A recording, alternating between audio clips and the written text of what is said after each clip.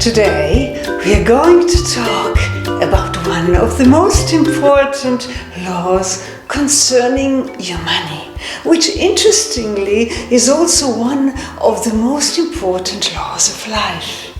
Why? Because you manage your money the same way you manage your daily life. Money doesn't buy happiness, but if you feel wealthy, you feel happier, and if you feel poor, your whole well-being is negatively influenced. One of the first things to learn when you manage your money or your savings is the so-called stop loss. Stop what?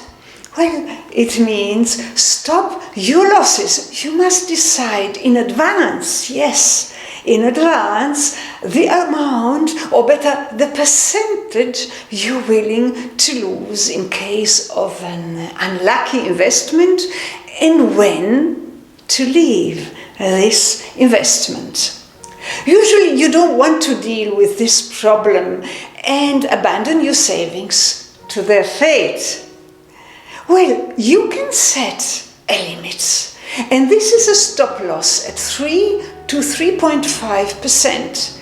In another video, I explain why exactly this number, because it's a special number. Example, you have bought an asset at 1,000 and now it's only worth 970. So if the value goes below this number, you must say enough. Enough! You must admit your error before compounding your losses. Errare humanum est, perseverare autem diabolicum. And translated, it means to err is human, to persist is diabolical. Well, think about it. To persist in your error is diabolical. So therefore, you will resell this asset with a loss of 3% of its total value. This is not an amount which will make you despair, right? If you maintain this principle with discipline, in the long term, you will never lose everything. And the important lesson here is, don't follow your ego, but always stop your eventual losses at 3%. Now, let's see what stop loss means in your daily life. The typical situation, which is a danger, is you're walking in a city when suddenly your bag is brutally ripped off by two thieves racing on a scooter. Now, if you cling desperately on your bag, you risk falling and you risk your most precious thing, your life. That means you haven't set a stop loss. But if you let go, you might lose your credit card, your money, your driving license, etc., but which in fact are not more than 3% of your whole energy. Personally, I never take too many values with me in such situations.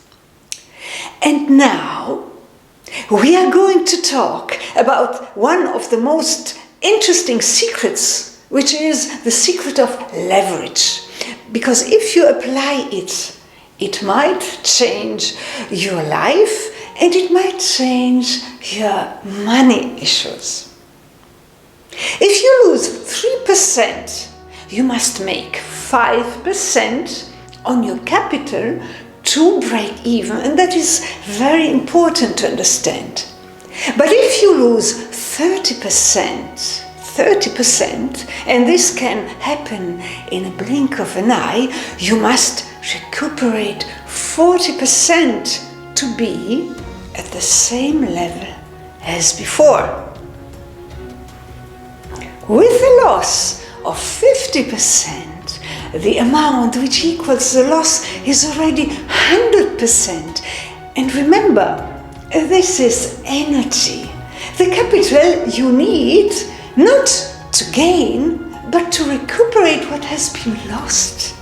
So, difficult times, and if you lose 70%, it means that you must make an effort of 233%.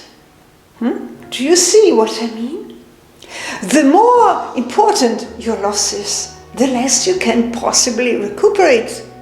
This is valid for money, health, and daily life in general. Just think about it. And interestingly, it is also true for your relationships. The more you wait and the more difficult it becomes, the more it is difficult to be happy again. Now, this technique requires a lot of awareness and discipline not to be stubborn, not to cling onto a decision.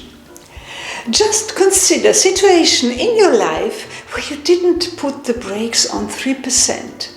So always admit and limit your mistakes. And then you will slowly come into your initial equilibrium again. And being in your equilibrium makes it easier to navigate safely through the difficulties of your life, especially at this moment. And be sure, this is magic.